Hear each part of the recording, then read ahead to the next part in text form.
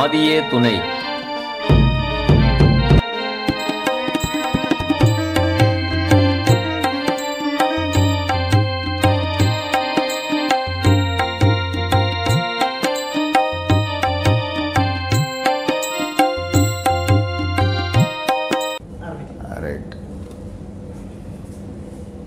ஆதியே துணை. முத்திப்போர் நாம் யாகவே சதிலும் கோடி கால மக்களிடத்திலும் உள்ள மகான்யராக பகவான் சாலை ஆண்டவர்களையே முத்தி பாடிப்போம். என்ன எல்லாருக்கும் தெரியுமா இல்லை தெரியாதவங்களும் இருக்கிறாங்களா? இன்னைக்கு புதுசாக பார்க்குறவங்களும் புதுசாக பார்க்குறவங்க கையை தூக்குங்க பார்ப்போம். இதெல்லாம் ரொம்ப பேருக்கு தெரியல, இப்போ தான் பார்க்குறாங்க. ஏன்னா நிறையா நான் போகிறதில்ல, கிளை சபைக்கெல்லாம் போய் பேசுறதில்ல. இப்போது ஒரு சிவகாசிக்கு போனேன், அதுக்கு அடுத்து இங்கே தான் வந்திருக்கிறேன். பெரும்பாலும் சாலைக்குள்ளே பேசிக்குவோம், அப்படி போய் பேசுறது இல்லை. அது ஏன்னு தெரியாது, தெய்வத்துக்கு தான் தெரியும். இப்போ அவங்க அண்ணா நம்மளை அவங்களுக்கு தான் நம்ம நன்றி சொல்லணும். ஒரு வருஷமாக கூப்பிட்டுக்கிட்டு இருக்காரு. அந்த அன்புக்கு அடிப்பணிஞ்சு நானும் வந்துட்டேன். மக்கள் நீங்களும் இவங்களும் அந்த அக்காவையும் தெரியும், சரஸ்வதி அக்கா வாங்கோ வாங்கோ அப்படின்னு கூப்பிட்டுக்கிட்டே இருப்பாங்க எப்போ பார்த்தாலும். அதனால் அவங்க பிரியத்துக்காண்டி வந்தோம். அப்போ நம்ம மக்கள்லாம் இப்போ 9ஆம் தேதி போன மாதம் நான் பேசியிருந்தேன் கோயம்புத்தூரில். எத்தனை பேர் கேட்கல? எத்தனை பேர் கேட்கலங்கிறவங்க கையை தூக்குங்க. அப்புறம் அவங்கள்ட்ட இருக்குது, கேட்டு வாங்கிக்கோங்க. நான் அதை சொன்னேன், அதே போதங்க. இப்போ தானங்க ஒரு மாதம் ஆகுது கோயம்புத்தூரில் பேசிட்டு போய், மறுபடியும் நான் அதெல்லாம் பார்த்துட்டாங்கன்னா அது போதுமானது அப்படின்னு சொல்லிக்கிட்டு இருந்தேன். இருந்தாலும் அவர் விடலை. அது வீட்டில் பேசுனீங்க, இங்கே வரல. ஒரு சமயம் சபையை நினச்சிக்க போகிறாங்க, இங்கே வரல. வீட்டில் ஒரு விசேஷத்துக்கு வந்தப்போ அவங்க வலுக்கட்டாயம் அழைச்சிட்டு போய் உட்கார வச்சு அதில் ஒரு முக்கியமான விஷயத்தெல்லாம் பேச விட்டு பேசி அது ஒரு திருப்தி ஆகிடுச்சுன்னு வச்சுங்க. சாலை பூரா பரவிடுச்சு எல்லாருக்குமே. ஆஹா ரொம்ப நல்லது, சபைக்கரசரே நீங்கள் போங்க போய் பேசுங்க எல்லா சபையிலேருந்து நேற்று சொன்னார். முந்தா நாள் கிளம்பி வரும்போது சரி அண்ணாவே சொல்கிறேன், அங்கே போயிட்டு வந்துடும்னு வந்துட்டேன். ரைட்டு, ஆரம்பிப்போம் நம்ம வச்சு.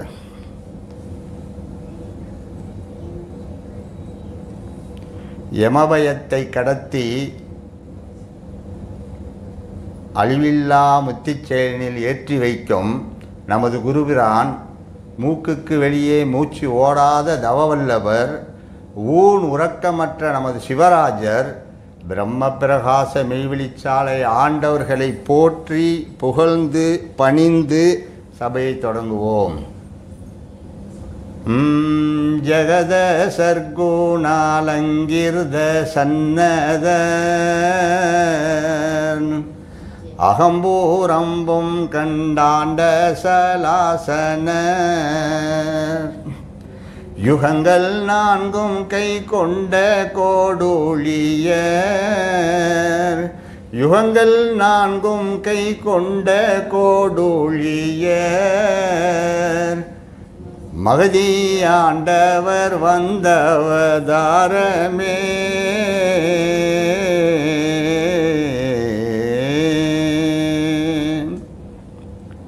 போற்றி புகழ்றோன்னு சொல்கிறது இந்த மூலமந்திரத்துலேயும் இப்போ நான் இந்த காப்புலேயும் இருக்குது. பார்த்தீங்கன்னா தெரியும், 4 யுகத்தையும் கைக்குள்ளே மடக்கி வச்சுருக்கிறவங்க எப்பேற்பட்ட புகழுக்குரியவர்கள்.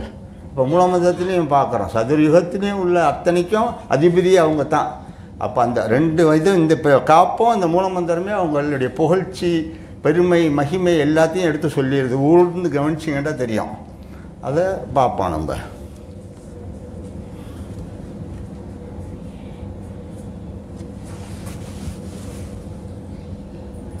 ஏக ரப்பில் ஆலமீன் அருட்காலான, ஏக ரப்பில் ஆலமீன் அருட்காலான, ஏழை பங்காளர் கோடி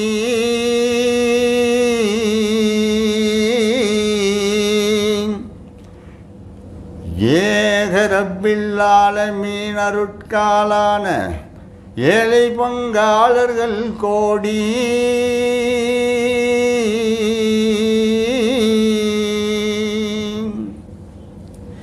தேகம் அழியாத இந்த தேகம் அழியாத நற்பாகம் படைத்த, தேகம் அழியாத நற்பாகம் படைத்த மா சித்தர்கள் அனந்தர் கோடி,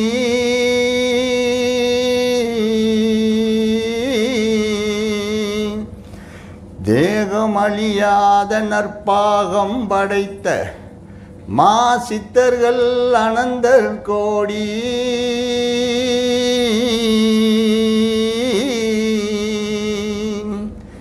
இதையெல்லாம் தேடி நாம் எல்லோரும் கூடி ஓடுவோம் வழிச்சாலையை நாடி.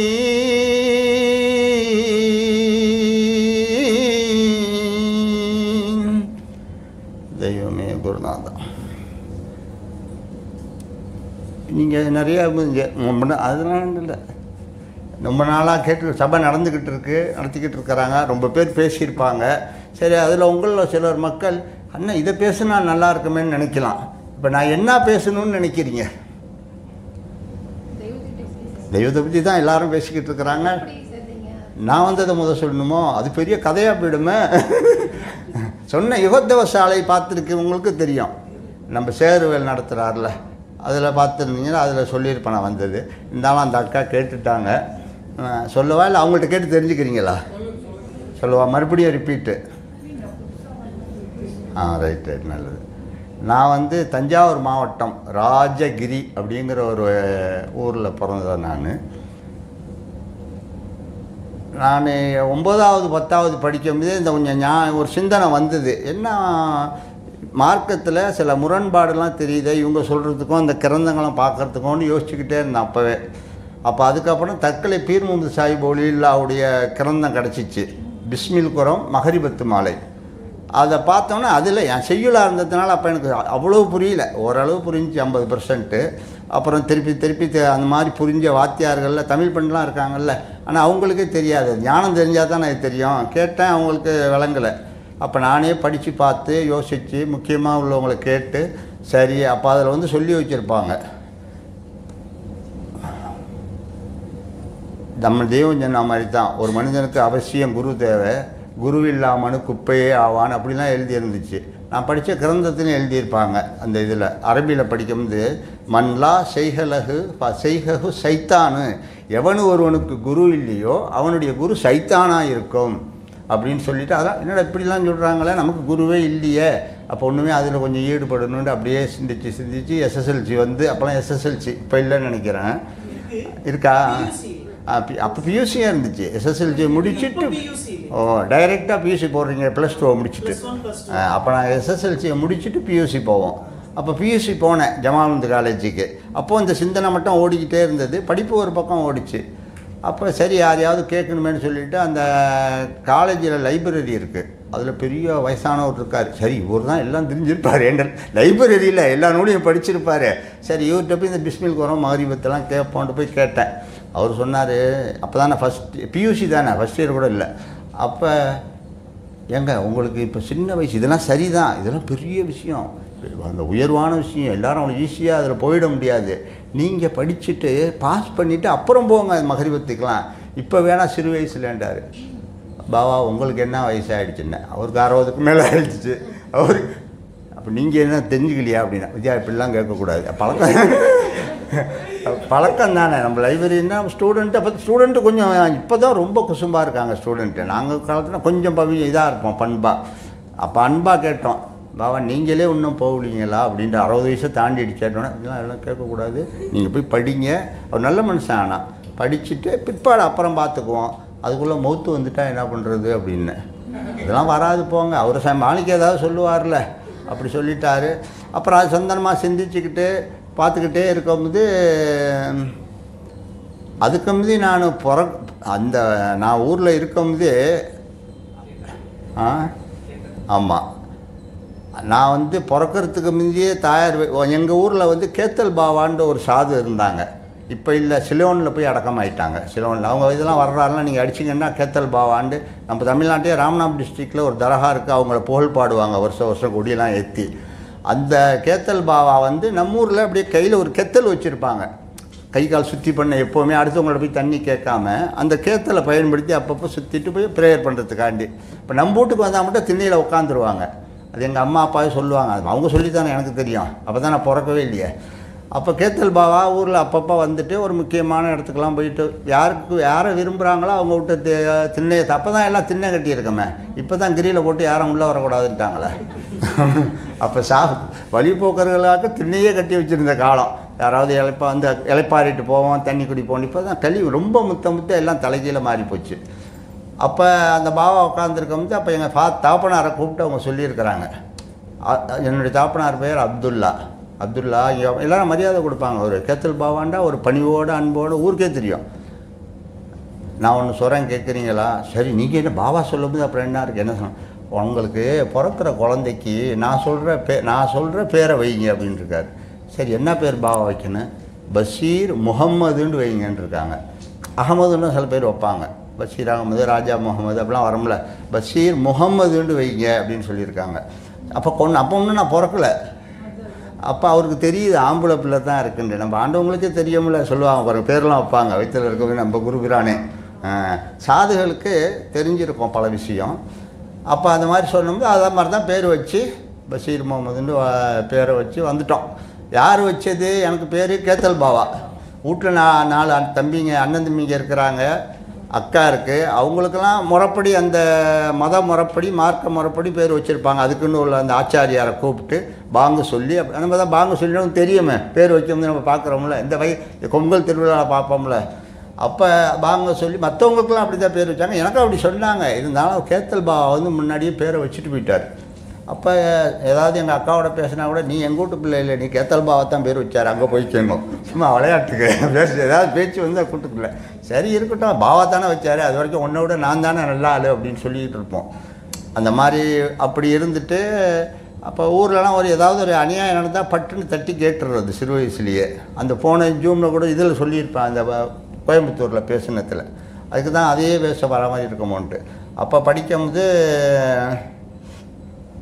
கொஞ்சம் வேகமாகவும் மூர்க்கமாகவும், சிறு வயசு தானே. இப்போ உள்ள பசங்க தான் ரொம்ப மூர்க்கமாக இருக்காங்க. குபீர்னு பாயிறான், ரயில் மேலே பாயிறான், பஸ்ஸில் பாயிறான், ஸ்ட்ரைக் பண்ணுறான். நாடே சரியில்லாமல் போச்சு. இன்றைக்கி அவங்களே அரசாங்கமே கவலைப்படுற அளவுக்கு ஆகிட்டாங்க. ஸ்டூடெண்ட்ஸ்லாம் அரெஸ்ட் பண்ணியே உள்ளே தூக்கி போடுறாங்க. அப்படி ஆகிடுச்சு. அதான் களி முத்துது இல்லை, நம்ம நூலில் எப்படி வண்ணமாக எழுதி வச்சுருக்கிறாங்க. அதனால் அப்போ நான் அந்த மாதிரி இருந்துட்டு கொஞ்சம் ஏதாவது ஒரு தப்பு நடந்தால் தட்டி கேட்குறது தான் பட்டுண்டு பெட்டிஷனை போட்டு விட்ருவேன். எங்கள் வீட்டு வாசலில் ஜீப்பு நிற்கும். யாருண்டா ஈபிலேருந்து இவர் வந்திருப்பார், ஜெய், நீங்கள் தானே பெட்டிஷன் போட்டு, ஆமாம் வாங்க அப்படின்ட்டு ஏதாவது குறை இருந்தால் போட்டு விட்டுறது. சமயத்தில் ஊர்லேயும் என்கிட்ட சொல்லுவாங்க, அந்த பாஸ்போர்ட்டு கேட்குறதுக்கு லஞ்சம் கேட்குறான்ப்பா அந்த போலீஸ், என்ன செய்வோம்? ஒன்றும் இல்லை, சும்மா இரு, நான் போடுறேன்னு சொல்லிவிட்டு அதுக்கும் ஒரு இது டக்குன்னு அது போலீஸ் வந்தப்போ உன்னை லஞ்சம் கொடுத்தா தான் பாஸ்போர்ட்டை கலெக்டர் ஆஃபீஸுக்கு அனுப்பணும். அங்கேருந்து அவங்க சேங்ஷன் பண்ணி போலீஸ் ஸ்டேஷன்லேருந்து லஞ்சம் கொடுத்தா தான் அனுப்புன்னு சொல்கிறான் வச்சுட்டு. அப்படி பகிரங்கமாக அப்போயே பகிரங்கமாக கேட்குறான் பாருங்கள் இந்த இத்தனை வருஷத்தில். அப்போ சொன்னதுக்கப்புறம் ஒன்றும் இல்லை, கவலை இல்லை, அவர் வருவாரில் அடுத்து, நீ சும்மா சரிங்க சார்னு சொல்லி மட்டும் போச்சிக்க, அப்புறம் நான் வரேன். அதே மாதிரி எனக்கும் தான் கேட்டானுங்க. அப்புறம் நான் என்ன செஞ்சேன், சார் இதெல்லாம் ஏன் லஞ்சம் கொடுக்கணும், உங்களுடைய டியூட்டி, இதை நீங்கள் அனுப்பிச்சி விடுங்க, அப்புறம் பார்த்துக்குவோம் அப்படின்னு சொன்னேன். கேட்கல, கொடுக்காட்டி அனுப்பவே முடியாது அப்படின்னாப்புல. சரி, நீங்கள் இப்போ சொன்னது பூரா ஜன்னல் இருக்குது அவர் பேசுகிற இடத்துக்கு, வீட்டில் ஜன்னலுக்கு பின்னால் டேப் ரெக்கார்டில் ஏறிடுச்சுட்டேன். பரவாயில்லையா, இதை நான் அப்புறம் அங்கே இவுக்கு நினச்சிடுவேன். அப்போ சர்க்கிள் இன்ஸ்பெக்டர் இருப்பாங்க டிஎஸ்பிக்கு முன்னாடி, அந்த ஸ்டேஷனில் சர்க்கிள் இன்ஸ்பெக்டருக்கு அனுப்பிடுவேன். நீங்கள் லஞ்சம் கேட்டால் தான் கேட்குறீன்னு சொல்லி அனுப்பவான்னு கேட்டேன். சோச்சோ வேணுந்திரமில்ல அனுப்பாதுன்னு சொல்லிவிட்டு ஊருக்கு தலைவர் இருப்பார்ல, அவர்கிட்ட போய் சொல்லி விட்டார். சார் நான் சும்மா வழக்கமாக உள்ளது கேட்குறேன், இவர் பாட்டுக்கு சர்க்கிள் டேப் வேறு ரெக்கார்டு பண்ணிட்டாருங்க, அதை அழிக்க சொல்லுங்கன்ட்டு. அப்புறம் ஒரு வழியாக அவன் லஞ்சம் கேட்கலன்னு வச்சுங்க, ஆட்டோமேட்டிக்காக போயிடுச்சு, பாஸ்போர்ட்டும் வந்துருச்சு.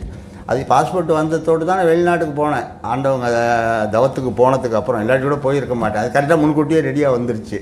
இந்த ஒரு வாக்குவாதத்தில் பாஸ்போர்ட் எடுக்கிற மாதிரி ஆயிடுச்சு. இந்த வேற ஒரு பையன்கிட்ட நான் எடுத்து காட்டுறேன், அப்போ நீனும் லஞ்சம் கூடாமல் எடுன்னு சொல்லி அப்படி வந்த கதை. அது ஒரு பக்கம். இது தான் அப்படி வந்துட்டு இப்போ சொல்லிட்டேன். அவர் சொன்னார் நீங்கள் போய் இது பண்ணுங்கன்னு சொல்லிவிட்டு. அப்போ டோல்கேட்டில் அந்த காலேஜுக்கு பக்கத்தில் டோல்கேட் இருக்கும்.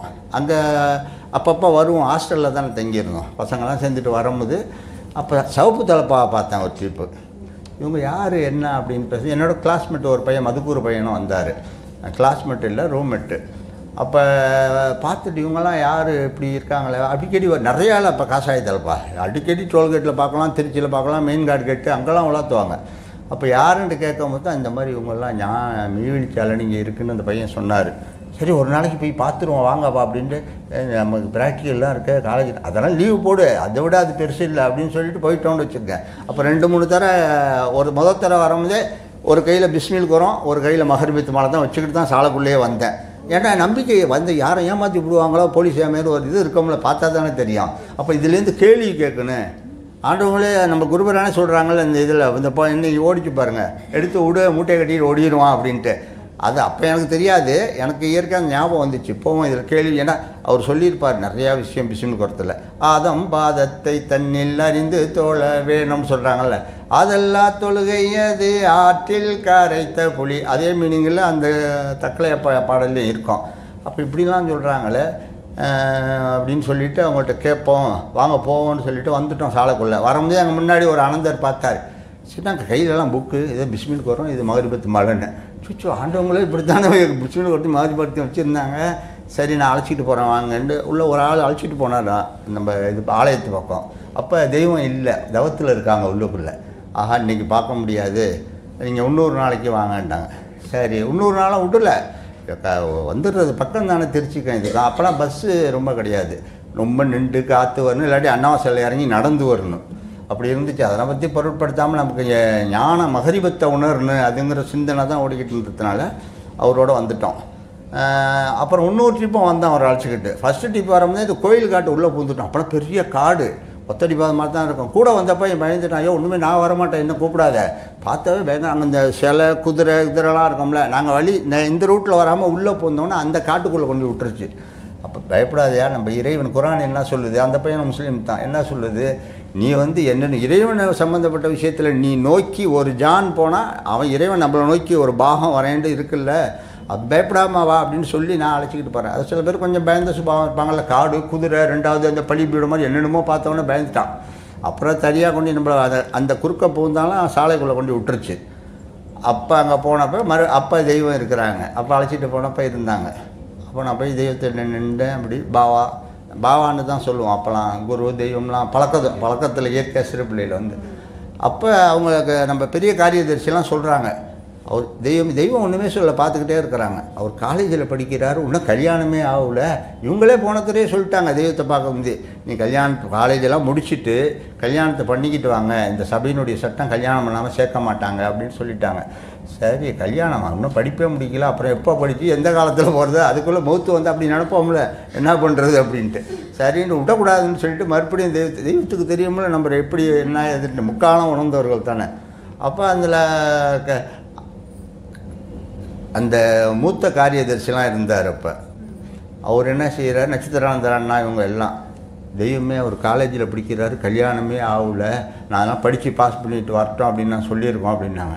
அப்போ தெய்வம் ஒரு வார்த்தை கேட்டாங்க, நீ முஸ்லீம் ஆச்சே பிரச்சனை பண்ணுவாங்களே ஊரில் எல்லாம், பிரச்சனை இப்படிலாம் வந்தாக்கா அது நான் எப்படி அருளால் அருளால் நான் சமாளிச்சுக்கிறேன் அப்படின்னு சொன்னேன். சரி அப்போ வந்து இவங்களாம் என்னை பாஸ் பண்ணிவிட்டு படிச்சுட்டுன்னு வான்னு சொல்கிறாங்க. நான் புக்கை திறந்தான் அங்கே உங்கள் முகம்தான் தெரியுது, நான் எங்கே படித்து பாஸ் பண்ணுறதுன்னு. முதல் தடவை பார்த்ததுக்கப்புறம் ரெண்டாவது தடவை உங்கள் முகம் பார்த்துட்டேன்ல. அப்போ அந்த கிதாபெல்லாம் தூக்கி ஒளிய வச்சுட்டேன். பார்த்தவொடனே இது தேவையில்லைன்னு ஒரு முடிவு வந்துருச்சு. அந்த தேஜஸ் பிரகாசம் தெரியும்ல, நமக்கு அவுளியாக்கள் இப்படி தான் இருப்பாங்கன்னு கிரந்தத்தில் படிச்சிருக்கிறோம்ல, எல்லாருக்கும் வர முடியாது, வராது இல்லை. அப்போ ஆஹா இவங்கள்ட்ட போய் கேள்வி கேட்டால் நமக்கு தப்பாக போயிடும் அப்படின்னு சொல்லிட்டு தானாகவே அதெல்லாம் எடுத்து அங்கே வச்சுட்டு சாலையில் அங்கே தெரிஞ்சவர் இருந்தாங்கல்ல அவங்கள்ட்ட கொடுத்து வச்சுட்டு வரும்போது வாங்கிக்கிறேன்னு வந்துட்டோம். அப்புறம் தெய்வத்தில் அப்படி சொன்னவொடனே சேர்றா முதல்ல அவனுன்ட்டாங்க. அதை ஒரே தான் ரொம்ப கேள்விலாம் கேட்கல. அப்புறம் நான் சேர்ந்துட்டு அப்புறம் என்னுடைய தாயார் தாப்பனார் அக்கா அண்ணன் தம்பி எல்லாத்தையும் கொண்டு வந்து சேர்த்துட்டேன். நான் யாரெல்லாம் கொண்டு வந்தாலும் தெய்வம் ஒன்றும் கேள்வி இல்லை, பட்டுன்னு சேர்த்துக்கிட்டாங்க எல்லாத்தையும். இல்லை அப்போ நட்சத்திரானந்தர் சொன்னார், உபதேசம்லாம் நிறுத்தப்பட்டு போச்சு, இப்போ வந்திருக்கிறீங்களே அப்படின்னு. அதனால என்ன உபதேசம் என்ன, உபதேசம் கொடுத்து அந்த பெருமானே உபதேசமாக நிற்கிறாங்களே அப்படின்னு. அப்போ அவர் பரவாயில்லையே சிறு வயசுலேயே அவனுக்கு இப்படிலாம் பேச தெரியுமா அப்படின்றார். காலேஜில் பிடிக்கிறோம் அப்படின்னு சும்மா அவருக்காண்டி. அப்புறம் ஒரு வழியாக சேர்ந்தாச்சுன்னு வச்சுக்கோங்க. அப்புறம் தெய்வமே அதான் அவர் சொன்னார், ஆண்டவங்க பேத்தி ஐசமாக்கா பேத்திய கலிமா அங்கே தான் இருந்தாங்க அவங்க, மெய்வெளி ஜுலைஹான்னு சொல்லிட்டு. அதுக்கு முந்தி உபதேசம் கொடுத்துட்டாங்க. அப்புறம் ஒரு டீப் சாலைக்கு போனப்போ நாங்கள் இதில் மற்ற ஆள்கிட்ட பேசிக்கிட்டு இருந்தேன். அப்போ ஒருத்தர் வேகமாக உங்களை தெய்வம் கூப்பிட்றாங்க. தெய்வம் கூப்பிட்றாங்க, அவர் தப்பும் இல்லையே, அப்படி வரும்ல, தெய்வம் திடீர்னு கூப்பிட்றாங்கன்னு ஏன் நம்மளை கூப்பிட்றா, ஏதாவது யாரையும் வேகமாக முறை தவறி பேசிட்டோமா என்ன ஏது, நம்ம தான் அந்த சமயத்தில் பேசிவிடுவோம்ல அப்போ பழக்க தோஷத்தில், அப்படி யாரையும் சாலைக்குள்ளே பேசலையே அப்படின்ட்டு சரின்னு பார்த்தாக்கா அங்கே கையில் இவர் சொல்கிறாரு, கௌசலானந்தர் வக்கீலை பார்த்தாங்க தெரியுமா, அவங்களுக்குலாம் பல பேருக்கு தெரியாது, நான் சொல்கிற பேர்லாம் தெரியுதா. கௌசலானந்தர்ந்து குபேர மந்திரின்னு இருந்தாங்க, ஆண்டவங்க அது நம்ம குருபிரானுக்கு ரைட் ஹேண்டு மாதிரி வக்கீல் அவருக்கும் பேத்தி தான் அது. அவர் வக்கீலானந்த இருந்தாங்க அவங்கெல்லாம். அப்போ கூப்பிட்டுட்டு வந்தோன்னா அவங்க சொன்னாங்க, உங்களுக்கு உபதேசம் தீட்சை கொடுக்க பையத்து, அவங்க நம்ம முஸ்லீமாக இருக்கின்ற சமயத்தில் உபதேசம்னா அதெல்லாம் எனக்கு உபதேசம் தெரியும், உங்களுக்கு பையத்து கொடுக்கறதுக்கானோன்னு எனக்கு அப்படியே என்ன பையத்தா, அதான் நிப்பாட்டியாச்சு அப்படின்னு சொல்லிவிட்டு சரி இருந்தாலும் பரவாயில்லன்ட்டு எங்கள் அம்மா அப்பாலாம் சேர்ந்துட்டாங்க. எல்லாருக்கும் நீங்கள் உங்கள் குடும்பம் அந்த ஒய்ஃபு அவங்களுக்கே கொடுக்கல, திருமாலியிலே இருக்கிறாங்க 18 வயசு வரைக்கும், தெய்வம் கொடுக்கல இதெல்லாம். அப்புறம் நான் என்னை கூப்பிட்டு எல்லாத்தையும் உட்கார திருமாளியில் உபதேசம் எப்போவுமே இதில் தான் நடக்கும், ஆலயத்தில் திருமாளியில் உட்கார வச்சு உபதேசம் கொடுத்தாங்க. அப்போயே நான் ஒரு பாட்டை பாட ஆரம்பிச்சுட்டேன். என்னுடைய அந்த பழக்க தோஷத்தில் ஒரு சித்தருடைய பாட்டை தெய்வம் அப்படின்னாங்க, சரிங்க அப்படின்ட்டேன். உபதேசம் கொடுக்குற இடத்துல தெய்வம் அப்படின்னோன்னா நானும் இப்படின்ட்டேன் டப்புக்குண்டு. அது ஒரு மொழியாக சுபிச்சமாக அந்த இறைவனுடைய அருளால் முடிஞ்சிருச்சு நல்ல விதமாக. அதுதான் இன்னும் இருக்குது, இடையெல்லாம் உங்கள்கிட்ட சில விஷயம் சொல்லலை, அது யுகத்தவசில் ஏகப்பட்ட விஷயம் சொல்லியிருக்கேன். அதெல்லாம் கேட்டிங்கன்னா பயந்துருவீங்க, ஐயோ இவர் அப்படியா அப்படின்ட்டு. அந்த மாதிரி பயந்துருவேன்னா மோசமாக இல்லை, நியாயத்துக்காண்டு அருவாவெல்லாம் தூக்கிட்டு போன கதைலாம் இருக்கும். நம்ம கணபதி சுந்தரத்தை கேட்டால் சொல்லுவார், அவரெல்லாம் இவர் பார்த்துருப்பாங்க யுகத்தவசு. அப்போயே சாலையில் என்னங்க இந்த அவர் தாங்க போகிறாருன்னு ஊரே என்னை பார்த்துக்கு யுகத்தவசை பேசிட்டு போகிறேன். பொம்பளை பிள்ளைங்க ஆம்பளைலாம் இவர் தான் இப்போ பேசினவர், இன்றைக்கி பாருங்கள் பேசினார்ல பயங்கரமாக, இவர் தான் எப்பா நமஸ்காரம் பண்ண வர்றப்பான்ட்டு போயிட்டேன். அப்போ ஆலயத்தில் இருந்துக்கிட்டு இருக்க தெய்வம் என்ன செஞ்சாங்க, உட்காந்துருக்காங்க முன்னால். நானும் போய் உட்காந்துட்டேன், ஒரு 3வது சப்போ 4வது சப்போ அனந்தர்கள்லாம் முன்னே. அப்போ ஏகப்பட்ட அனந்தர் தான். திரும்பினா சவுப்பு தலப்பாக தான் இருக்கும், எங்கே பார்த்தாலும் வெள்ளை தலப்பாக கொஞ்சமாக இருப்பாங்க. இப்போ திரும்பினா எல்லாம் வெண்மை தான். வேலூர் வண்ணான் வெள்ளை கட்டி வந்து நிற்கும் வேதவலட்சி வேணுமா, அல்லது காதில் நகை கொளுக்கி பாதி வழியில் விடும் பரிமாட்டி அவள் வேணுமா அப்படிங்கிற மாதிரி ஞாபகம்லாம் வந்துச்சு. நான் வந்தோடனே நூல்லாம் வாங்கி சில இதை படிக்க ஆரம்பிச்சிட்டேன். நம்ம தேடிக்கிட்டு இருந்த ஆள் தானே, இட்டுக்கிட்டு என்ன முதல்ல எமப்பட ரெடிக்கோடா இதை கூறு, அப்புறம் ஆதிமேவதியை போடணும். அதுலேயே எல்லா விஷயமும் இருக்குது. நம்ம பிள்ளைங்களுக்கும் எல்லா நூலையும் படிக்கணும், அதை நோண்டுன்னு போன இது கேட்டிருந்தீங்கன்னா தெரியும். நூலை போட்டு நோண்டாதீங்க, அது உங்களை குழப்பி விட்டுறோம், வேறு விஷயத்தை சிந்திக்க விட்டு நம்ம ஆசீர்வாதம் இல்லாமல் போயிடும், ஆண்டவங்களுடைய ஆசீர்வாதம். அதான் வர சொல்கிறேன், அது போன இதுலையும் சொல்லியிருப்பேன். அப்போ நூலை வாங்கி படிக்கும்போது சில இதெல்லாம் அந்த முதல் அதில் படித்ததை நான் எது வேணும்னு கேளுச்சிங்க. அதான் அந்த ராகத்துக்கும் அந்த இதுக்கும். அப்போ ஏன்னா அந்த ஆலயத்தில் உட்காந்துருக்கும்போது 9 வணக்கம் முடிஞ்சோடனே இந்த பாடிக்கிட்டு இருக்காங்க. தெய்வம் அப்படியே தெய்வமே இப்படி ஆசுவாங்க, அந்த இது வாசிச்சுக்கிட்டே. அப்போ தெய்வமே என்ன அவங்க தெய்வம் மகாபுருஷர், அவங்க தான் அள்ளி கொடுத்தது நமக்கு. அவங்களையே அப்படி ரசிக்க வச்சு தலையை அப்படி ஆட்டம் தெரியுது இல்லை, எல்லோரும் பார்ப்பாங்க. அப்போ அதனால் பதிஞ்சு போச்சு அந்த பாடலாம். அப்புறம் ஒன்றையும் பார்த்தா அடையப்பா கடல், மற்ற வெளி உலகத்தில் பார்த்ததுக்கும் இதுக்கும் இணை வைக்கவே முடியாது. அது ஏன்னா கடைசி காலம் அள்ளி எல்லாத்தையும் கொடுத்துட்டு போயிட்டாங்க. அப்படி வரப்போ அப்புறம் திருமணம் அது உங்களுக்கு உபதேசம் கொடுக்க சொல்கிறாங்கன்னு போய் உட்காந்துட்டோம், கொடுத்துட்டு வந்துருச்சு. அப்புறம் பொன்னம்பலானந்தர்னு இருந்தாங்க, ஆண்டவங்களுடைய மருமகன் தெரியுமா, எல்லாருக்கும் தெரியாது. அவர் என்னுடைய ஒய்ஃபுக்கும் தாத்தா தானே, அம்மாவுக்கு தாத்தா. அப்போ அவர் போய் ஆண்டவங்கிட்ட சொல்லியிருக்காரு, பேத்திக்கு கல்யாணம் திருமணம் பண்ணணும் தெய்வமே சீக்கிரம் வேணும். அவங்களாம் ஒரே குடும்பம் தானே, திருமாளிகை குடும்பம். பொன்னம்பலானந்தர் ஐசமாக்கா விட்டுக்காரு, பொன்னம்பலானந்தர்னா ஐசமாக்கா இருந்தாங்கல்ல அவங்க வீட்டுக்காரு. அவர் ஓம் பேத்தி அது ஏன் பேத்தி அதுக்குண்டு ஒருத்தன் வருவா போடாண்டு விரட்டி விட்டாரான். அவரேன்ட்டு சொன்னார். நான் போன தெய்வத்திட்ட அப்போ நான் புதுசாக வந்தவொடனே எல்லாரும் பல அனந்தர்கள் பேசுவாங்க, பரவாயில்ல காலேஜிலேருந்து எப்படிங்க வந்தீங்க இங்கே அப்படின்ட்டு. அவங்களுக்கு ஏதோ ஆச்சரியம். அதோட நம்மளோட சின்ன பிள்ளைலாம் எத்தனை பேர் ஞானத்துக்கு போகிறாங்க, வரலாறுல பார்க்குறோம்ல. அதெல்லாம் இப்போ அதோட என்னோட சின்ன ஆள்லாம் போயிருக்காங்க, நான் என்ன பெருசு அப்படின்னு நினச்சிக்கிட்டு. அப்போ அவர் சொன்னாப்பல தெய்வம் அப்படி சொன்னாங்க. நான் போய் கேட்டேன்ப்பா, எப்போ எனக்கு நிச்சயமானவனை. அவர் சொல்கிறாரு, நான் போய் கேட்டேன், போய் உனக்கா பேத்தி வேலையை பார்த்துட்டு போட, அது எனக்கு பேத்தி அதுக்குன்னு ஒருத்தன் வருவான், அப்போ நான் பார்த்துக்கிறேன் அப்படின்ட்டு. கரெக்டாக நான் உள்ளே வந்துட்டேன்.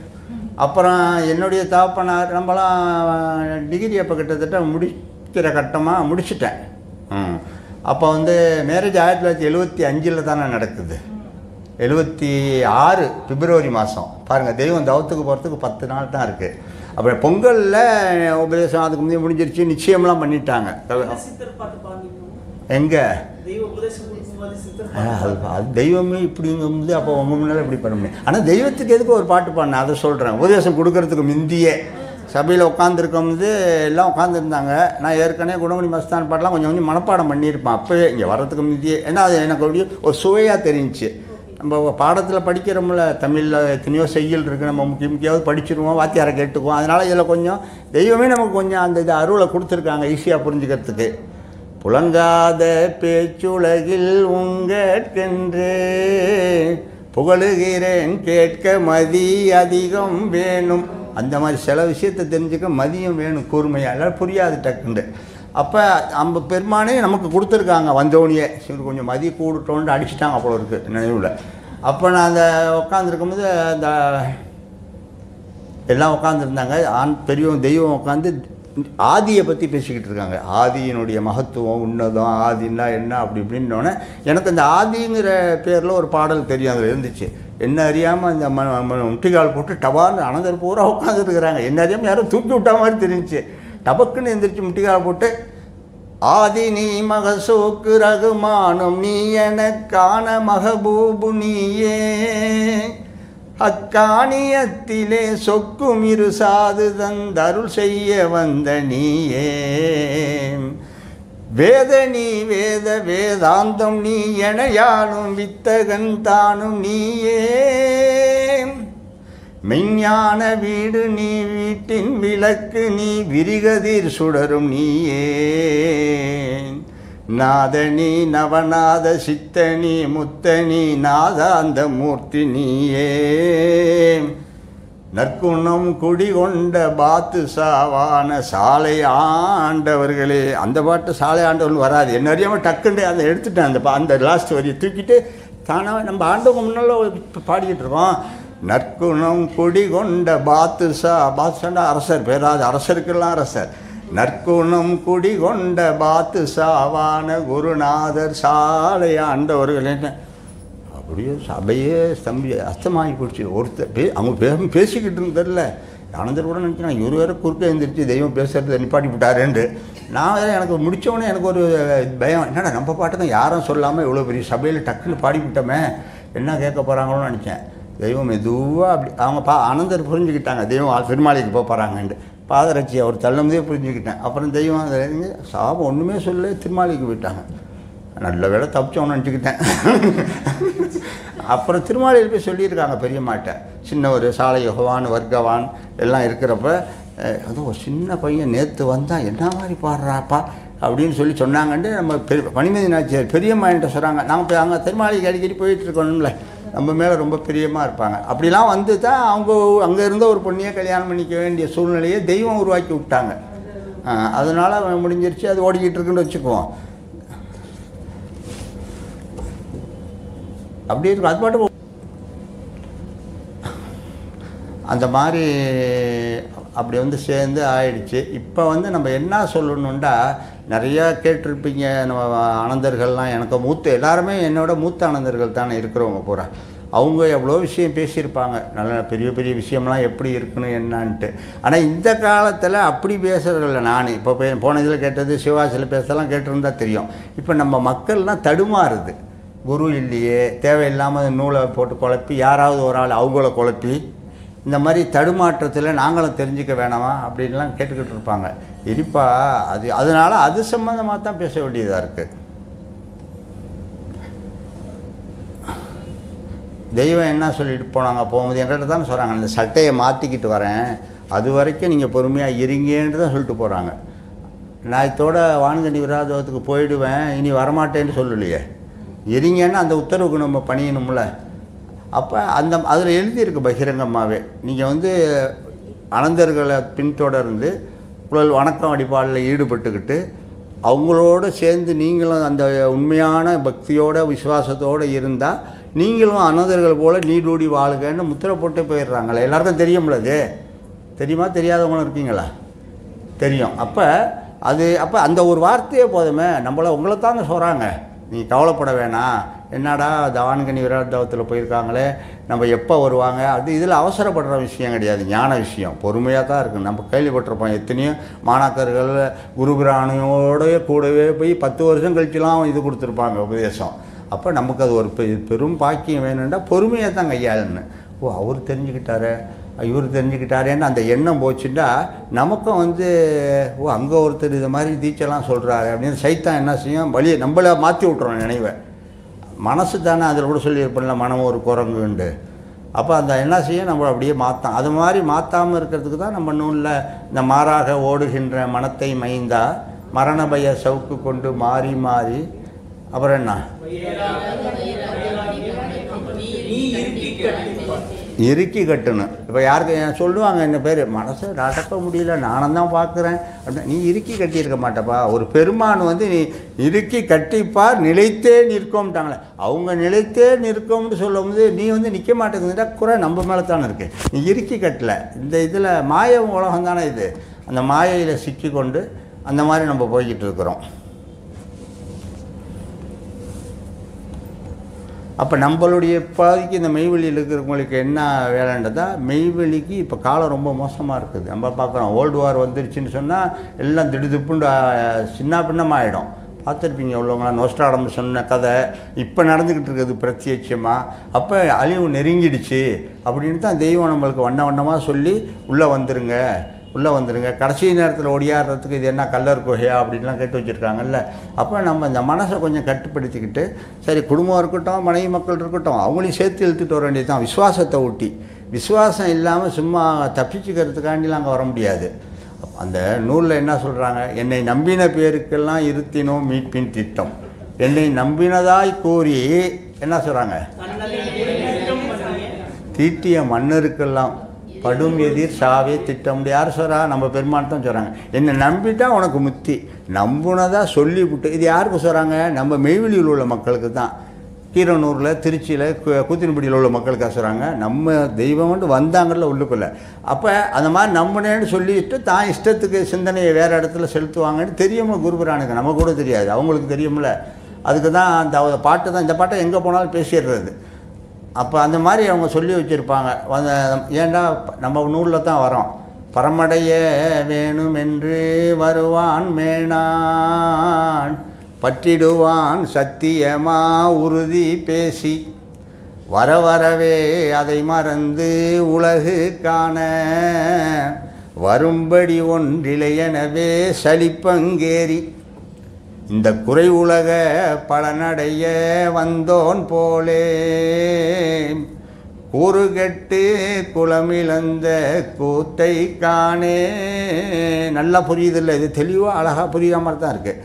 அப்போ இந்த மாதிரி அப்போ நீ வந்துட்டு இங்கே குறை உள்ள பலனை அடையிறதுக்காண்டியா மெய்வெளியில் சேர்ந்த இல்லை, வந்ததே நமக்கு இந்த பரமபத ஆள் வேணும், அடக்கம் வேணும், அந்த ஒரு காரணத்துக்கு தாங்க. உலக காரியம் மெய்வெளிக்கு கிடையாது. அதை சொல்லிவிட்டு அதுதான் கேட்டேன், எல்லாமே சொல்லிட்டேனுங்க, அப்புறம் எதைத்தான் சொல்கிறது அப்படின்ட்டு. அப்போ அதுக்கு தான் நம்ம வந்திருக்கோம். ஆனால் வாழ்ந்தோம், நம்ம குருபுரானே சொல்கிறாங்கல்ல, வருவான் எல்லாம் அம்மா வந்தவுடனே அந்த மாதிரி உலக எண்ணத்தில் நினைவு மாறும். அப்போ உலக காரியத்துக்காண்டி வந்த மாதிரி நினச்சிக்கிட்டு இதை விட்டு போயிடுவான் அப்படின்னு முடிவில் என்ன செய்கிறாங்க, கூறுகட்டு குளமில் அந்த உன் கூறு மதி எல்லாம் கெட்டு போய் உன் குலமே நாசமாகிடுங்கிறாங்க. அப்போ மெய்வெளியில் நம்ம தலை இட்டுட்டோம்னு சொன்னால், மெய்வெளிக்கு வராதவங்களை பற்றி கணக்கு இல்லை, மெய்வெளிக்குன்னு வந்து தலை இட்டுட்டு தலையை திருப்பினால், அதில் விட்டு விலகினால் கசப்பு வாய் வழியாக வரும். இதில் ஒரு 15-20 தாள் இருக்கும். அந்த மாதிரி பிரசுரம் ஏகப்பட்டது சிவகாசிலையும் கொடுத்தோம். அதை இப்போ நான் கொடுக்குற சபை முடியும்போது ஒரு 10 இருக்கும். அதில் வந்து யாரும் எல்லாருமே வாங்கிக்கோங்க. மீதி பேர் 10 தானே இருக்குன்னா ஒவ்வொருத்தங்களும் வாங்கி ஒரு ஜெராக்ஸ் போட்டுட்டு உங்களுக்கு யார் கொடுத்தாவோ அவங்கள்ட்ட கொடுத்துட வேண்டியது. இதில் எப்படியும் ஒரு 20 பேப்பர் 21 பேப்பர் இருக்கும். எல்லாம் முக்கியமான விஷயம், பெரியோர் அனந்தருடைய கையேட்டிலேருந்து வந்ததும் இருக்கும், இந்த வாய் வழியாக கசப்பு வர்றதும் இருக்கும், ஏகப்பட்ட விஷயம் இருக்கும். அதை நீங்கள் இதை படிச்சுக்கிட்டே இருக்கலாம். அந்த மாதிரி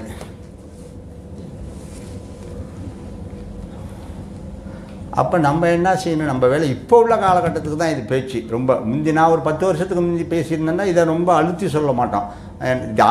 நம்ம தெய்வமே சொல்கிறாங்கல்ல, ஏன் இப்படி நான் எல்லாத்தையும் அள்ளி வாரி இழுக்கிறேன் மெய்வெளிக்கு அப்படின்னு சொன்னால், இப்போ வந்து உலக நெருக்கடிக்கு வந்துருச்சு ரொம்ப. நீங்கள் வந்து ரொம்ப பொடுபோக்காக அலட்சியமாக இருக்காதீங்க. மெய்வழி ஞானத்துக்கு போடுபோக்கு உதவாது, அலட்சியம் உதவாது, கொண்டு நம்மளை வேறு இடத்துல இழுத்து விட்டுறோம். அப்படி இருக்காதீங்க அப்படின்ட்டு. ஏன் முன்னால் வந்த பாரவான்கள்லாம் பிற்பாடு இந்த உலக முடிவுக்கும் இந்த மாதிரி ஒரு அமளி வர்றதுக்கும் நாள் இருக்குங்கிறதுனால அவங்க இதெல்லாம் ஜாஸ்தி சொல்லலை. ஏன்னா இன்னும் வருஷம் கணக்கில் இருக்குது, இப்போவே சொல்லி ஏன் பயமுறுத்துவானேன்னு நினச்சிருப்பாங்க அந்த பெரியோர்கள். அதுக்கு தான் நம்ம இதே மாதிரி ஒரு பெரியோர்கள் வருவாங்க, இங்கே கல்கி மகதின்னு ஒருத்தவங்க வருவாங்கங்கிட்டு அவங்களுக்கு தெரியும்ல, அவங்க சொல்லிக்குவாங்க அப்படிங்கிறதுக்காண்டி தான். இப்போ ஒரு இது பாடம் நடத்துகிறோம், சில இது நமக்கு கஷ்டமாக இருக்குன்னா சரி அந்த வாத்தியார் சொல்லிக்குவார்னு நம்ம போய்டுவோம்ல. அவர் வருவார்ப்பா கேட்டுக்கப்பா, ஒரு மேட்ச்சே போடுறோம், சரி இதில் கொஞ்சம் காம்ப்ளிகேட்டடாக இருக்கார், பின்னால் வருவார்ல அவர் சொல்லுவார் கேளுங்க அடுத்த அப்படின்னு தான் வரும். அப்போ பெருமான் வருவாங்கன்ட்டு எல்லா சித்தருக்கும் தெரியும், அதனால் அவங்க பார்த்துக்குவாங்க. அவங்களாம் இப்போ அதுதான் தெய்வம் சொல்கிறாங்க, அந்த ரதத்தை எப்படி உருட்டி கொண்டு போகணும் பெறலாமல் கொடையடிக்காமன்னு சொல்லி நம்ம வாக்கியத்தில் வர முடியாது. அதுக்கு அந்த வல்லபம் அவங்க என்ன நாசிக்கு வெளியே மூச்சு ஓடாத தவ வல்லம்னா சின்னது இல்லை, சாதாரண விஷயம் இல்லைல்ல. அதை நினச்சி நம்ம எப்போவுமே உயிர் பற்றாக இருக்கணும். பெருமான் நாங்கள் பார்க்கவே இல்லையே, தெய்வத்தை தெரியாதே அப்படின்னு, தெய்வத்தை பார்த்தவங்க யார் இருக்கா அதில் கூட்டத்தில் பார்த்து கை தூக்குங்க பார்ப்போம். அப்போ நபிகள் நாயகம் என்ன செய்கிறாங்க, சஹாபாக்களுக்கு சஹாபண்டா அனந்தர்கள்னு வச்சுக்குவோம், அந்த மாதிரி மாணாக்கர்கள் அவங்கள்ட்ட கேட்குறாங்க, எல்லா வேதமும் ஒன்று தானே, சரி உருவமில்லாத இறைவன் மேலே நீ எப்படி அன்பு செலுத்துவ, உருவமில்லாத இறைவனை எப்படி நீ பார்ப்ப, உருவமில்லா அப்படின்னு அந்த கேள்வி அவங்க போடுறாங்க அவங்கள்ட்ட. அவங்களுக்கு பதில் இப்போ நான் உங்களுக்கே போடுறேன், எப்படி பார்ப்பீங்க, உருவமில்லாத ஒரு அரூபமாக இருக்கக்கூடிய ஒன்று மேலே எப்படி அன்பு செலுத்த முடியும்? உங்கள் பொண்டாட்டி மேலே பிள்ளை மேலேண்டா உடனே இப்போயே போகிறேன் செலுத்திக்கிட்டு தான் இருக்கேன்பீங்க. அதே மாதிரி உருவமில்லாத ஒருத்தங்க மேலே நீ எப்படி அன்பு செலுத்த முடியும், உருவமில்லாத ஒருத்தங்களை எப்படி நீ வணங்க முடியும்? ஒரு நல்ல கேள்வி தானே. இருந்தாலும் அது கேள்வியை நபி எல்லாமே கேட்டுக்கிறாங்க. கேட்டுட்டு அவங்களுக்கு தெரியாது இல்லை, ஆமாம் எப்படி உருவம் இல்லாத இது இருக்கு, இப்போ உருவம் இல்லை இந்த இருக்குன்னு போய் அதை இது வாரி முடிக்க முடியுமா காத்த, உருவம் இல்லாத இதில் எப்படி? அப்போ அவங்களே பதில் சொல்கிறாங்க, உருவமில்லாத இறைவனுடைய அன்பு உனக்கு வேணுண்டா உருவமில்லாத இதத்தை எப்படி நீ அதை அவங்க மேலே அந்த பிரியம் கையெல்லாம் வச்சுக்கணும்னு சொன்னால், இறைவனை அறிஞ்சவங்க இருக்கிறாங்கல்ல, சாபாக்களே இருப்பாங்களே, இறைவனை பார்த்தவங்க உணர்ந்தவங்க, உருவமில்லைண்டாலும் நாங்கள் பார்க்குறோம்ல, உங்களுக்கு இல்லைன்னு வச்சுக்குவோம். அதுக்கு அவங்க சொல்கிறாங்க, பயப்பட வேணாம் கவலை வேணாம், அவங்கள நீங்கள் பாருங்கள், அவங்களுடைய அன்பு உங்கள் மேலே வரும். அவங்களுக்கு எங்கேருந்து வந்துச்சு, பெருமான்கிட்டேருந்து அன்பு வருது, அந்த ரசூல்கிட்டேருந்து. அப்போ அவங்க அன்பு உங்களுக்கு வேணும். அதேமாதிரி அவங்க உருவம் இல்லாக்கட்டி கூட உருவத்தோடு பெருமானை பார்த்தவங்க, அவங்க மேலே நீங்கள் அன்பு செலுத்து, அவங்க மேலே பிரியமாயிரி அப்படின்னு அவங்க சொல்கிறாங்க. அது பைபிள் கூட சொல்லும், கர்த்தரை கண்டவரை கண்டவரும் பாக்கியவான். கர்த்தரை கண்டவரை கண்டவர், கர்த்தர் இல்லாமல் இருக்கிறப்ப இருந்திருப்பாங்கல்ல, ஜீசஸ் மறைகிறாங்க போனப்போ அப்போ உள்ளவங்களெலாம் என்னடா நம்ம பார்க்கலையேன்னு நினைக்கும். கர்த்தரை கண்டவர்களை கண்டவரும் பாக்கியவான். அவங்களோட இருந்து அவங்களோட நீ சேர்ந்து இது பண்ணிக்கிட்டு வந்தால் அந்த பலன் நமக்கும் கிடைக்குங்கிறது நம்ம குருபுராணம் சொல்லி வச்சுருக்கிறாங்க, இஸ்லாம் மதமும் சொல்லுது. அப்போ அந்த ஒரு ஹதீஸ்லேயே சொல்லுவாங்க, முஸ்லீம் யாராவது இருக்கீங்களா இங்கே?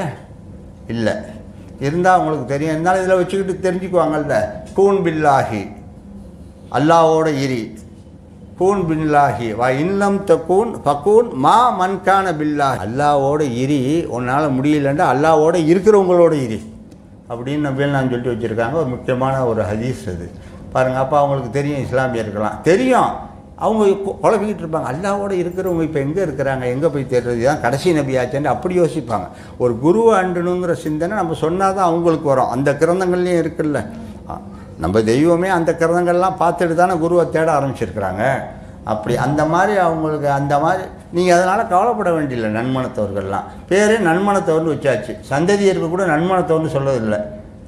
அப்போ நன்மனத்தை புதுசாக வர்றவங்களுக்கெல்லாம் நன்மனத்தவருங்கிறோம். அப்போ அந்த நன்மனத்தவருக்கு தக்க நம்ம அந்த மாசற்ற கொள்கையோடு இருக்கணும்.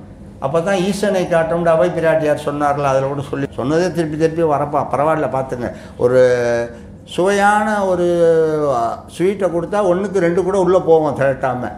அதே மாதிரி சொன்னதையே சொன்னாலும் பரவாயில்ல, திருப்பி திருப்பி செவிக்கு போகும்போது நமக்கு ஒரு உற்சாகம் ஏற்படும்ல, அந்த மாதிரி சொல்லி வச்சுருக்கிறாங்க. அதனால் நன்மனத்தை ஏதாவது ஒரு கேள்வி இருந்தால் கேட்கலாம் அப்படியே எந்திரிச்சியே. இப்போ நான் சொன்னேன்ல, இப்போ நோயெல்லாம் சொல்கிறாங்க, எப்படி உருவம் இல்லாதது நீ எப்படி போய் அன்பு செலுத்த முடியும்? உண்மை தானே அது. அப்போ அதுக்கு நீ இப்படி செய்யி. அதனால தான் ஆண்டவங்க வாக்கியம் அதில் என்ன சொல்கிறாங்க, உதாரணத்துக்கு அவர் படிப்பார். சிவகாசியில் இந்த ஒரு தாளை வச்சு தான் 1.5 மணி நேரம் பேசணும். சொல்லிட்டு இப்படி இதுக்கிட்ட ஏறிக்கிங்க, பரவாயில்ல. சரி, ஆதியே துணை. வேகமாக படிங்க. 8/4/1974 அன்று காலை பிறந்த பிரம்மபிரகாச மெய்வழி சாலை ஆண்டவர்கள் திருவாக்கியம்.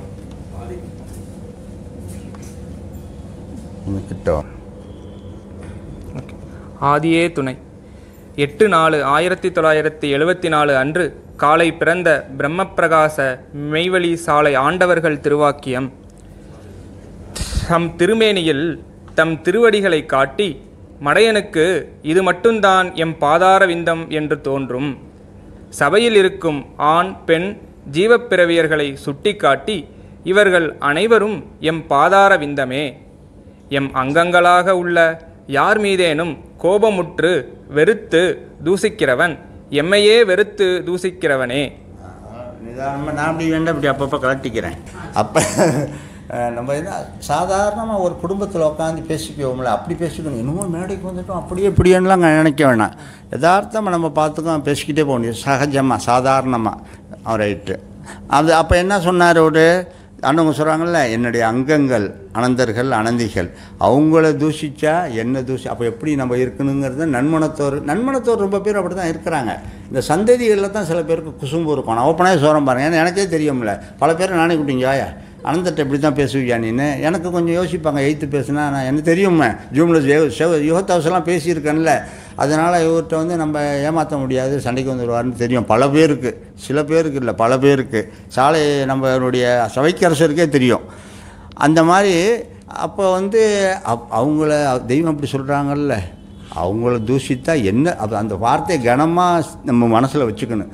சச்சோ அவங்கள்ட்ட கொஞ்சம் குறை இருக்குது, உங்கள்கிட்ட இது பண்ணுறாங்கன்னா அதை பற்றி நம்ம கவலைப்பட வேண்டியில்லை, அது தெய்வம் பார்த்துக்குவாங்க. இன்னொரு அனந்தர்கிட்ட கேளுங்க, ஏதாவது இருந்தால் இருக்கிறாங்கல்ல, எத்தனை பேர் இருக்கிறாங்க, என்னோட மூத்த அனந்தர்லாம் இருக்கிறாங்க, அவங்கள்ட்டலாம் கேட்கலாம். அந்த மாதிரி நம்ம என்ன செய்யணும், இதான் பக்குவம், பணிவு, அன்பு, பண்புங்கிறது. இப்போ நபிகள் நாயகத்தானே சொன்னாங்க, இறைவன் அந்த மாதிரி பார்த்தவங்க இருக்காங்கல்ல அவங்களோட இருந்துக்கங்க நீங்கள் அப்படின்ட்டு படிங்க. நீங்கள் நான் வச்சுக்கிறேன். நான் எம் அங்கங்களாக உள்ள யார் மீதேனும் கோபமுற்று வெறுத்து தூசிக்கிறவன் எம்மையே வெறுத்து தூசிக்கிறவனே. அவனுக்கு என்ன கிட்டும்? கோபமும் வெறுப்பும் தூசணையும் வந்து எமக்கு அந்நியவானாக ஆகிவிடுகிறானே. இதெல்லாம் நமக்கு தேவையா? நமக்கு தேவையில்லை, வேறு ஆளுக்கு வேணா இருக்கட்டும். அப்போ எப்படி இருக்குன்னு இப்போ முதல் உங்களுடைய பழக்க வழக்கம் இப்படி தான் இருக்கணும் ஃபஸ்ட்டு இது. அப்போ இப்படிலாம் செஞ்சால் நம்ம இதை மாதிரி நீ இப்படி ஆகிட வேண்டி யார் சொல்கிறது? தெய்வம் சொல்கிறாங்க. வேறு நான் சொன்னால் கூட பரவாயில்ல, அவர் சொல்லியிருக்காரு, எதையோ படிச்சுட்டு சொல்கிறாருன்னு நினைக்கலாம். தெய்வம் சொல்லும்போது அதை நம்ம அப்படியே ஊர்ந்து கவனித்து அதுபடி நடக்கணும்ல. ஓதி உணர்ந்து முறைப்படி நடத்தல். ஒருவன் இஷ்டத்துக்கு ஞானமில்லை. எம் பாதார விந்தமான எம் அங்கமான இவன் தன்னுடைய பெண்டு பிள்ளை என்று சொல்லிக்கொண்டு, ஆனால் எம் அங்கங்களை வெறுத்து தூசிக்கிற குற்றம் என்ன தரும்? எம் துகில், எம் கைச்சவுக்கம், எம் ஆசனம், எம் பாதுகை பட்டு எழுந்த மணல் சுவடு இதையெல்லாம் வணங்குகிறானே. அது சரிதான். ஜடப்பொருளாகிய இவை ஒவ்வொன்றின் மீதும் இவன் வைக்கும் மதிப்பும் கௌரவமும் உயிர் பொருள் ஜீவப்பொருளாகிய ஜீவப்பிறவியர்கள் மீது வைக்க வேண்டாமா? ஜீவப்பிறவியரை வெறுத்து மேற்கொண்டு தீங்கும் செய்துவிட்டு தெரியாமல் செய்தேன் என்றால் தப்ப முடியுமா? தெரியாமல் கொஞ்சம் நஞ்சு சாப்பிட்டால் விளைவு என்ன? தெரியாமல் கழுத்தில் சுருக்கு போட்டு கொண்டவன் என்ன ஆவான்? எல்லா ஜீவப்பிறவியர்களும் தெய்வ அங்கங்களே. ஒரு ஜீவப்பிறவியர் காலில் முள் குத்தினால் மற்ற ஜீவப்பிறவியர்கள் தங்கள் கையில் குத்தினதைப் போல் ஆத்திரம் கொண்டு அதை நீக்க வேண்டும். ஒரு ஜீவப்பிரியருக்கு ஏதோ ஒரு ஆனந்தர்களாக இருக்கிறாங்க ஜீவப்பிரியராக. பொதுவாக ஜீவனை உணர்ந்தவர்கள் ஜீவப்பிரியவர்கள். அதுலேயே சில இதெல்லாம் இருக்குது, எட்டுக்கு போட்டி ஓடிக்கிட்டு இருக்கு. ஜூமு, கூகுள் மீட்டிங்கு, அந்த ஜூம் மீட்டிங்கு, அதெல்லாம் ஏகப்பட்ட மிஸ்டேக் இருக்குது. நான் அந்த இதில் பேசியிருப்பேன் சொல்லாமல். அதில் மாதிரி அதில் போய் மாட்டிக்கக்கூடாது. ஒரு இதுக்கு மாற்றமாக நம்ம போய் மாற்றினோம்னா நம்ம இதை ஞாபகம் வச்சுக்கணும். இன்றைக்கி சொன்னதை கசப்பு வாய் வழியாக வந்துடும், தப்பிக்க முடியாது. அனந்தர்களே 4 பேர் நாசமாக போனாங்கன்னு தெய்வம் சொல்கிறாங்கல்ல. அனந்தர்களே தீட்சை பெற்றவர்களே அதில் உணர்ந்து முறைப்படி நடக்காததுனால ஏதோ ஒரு அவங்களுக்கு ஒரு தடுமாற்றம் ஏறி செஞ்சதுனால நாசமாக போகிறாங்க. அவர்களை கேட்டு அவங்கள பின்பற்றினவர்களும் நாசமாக போனாங்கள் அப்படின்னு தெய்வ உத்தரவு தானே. அப்படி நம்ம இதில் வச்சுக்கணும். இப்போ எதுக்கு சொல்ல வந்தேன்? அது நமக்கு என்னாண்டு இருக்கக்கூடாது. அந்த மாதிரி கேட்டு தெரிஞ்சுக்கணும் அவங்கள்ட்ட. அப்போ அவங்க இதில் சொல்கிறாங்க, நீ பெண்டு பிள்ளை உன் சுற்றார் விட்டார்னு சொல்லிவிட்டு இருந்துக்கிட்டு என்ன நீ அலட்சியமாக இதே நம்ம குருபுரான்னு சொல்கிறாங்க. பெண்டு பிள்ளை வேணான்னு சொல்ல அவங்க, அதை விட இதில் நீங்கள் சொல்கிறாங்க.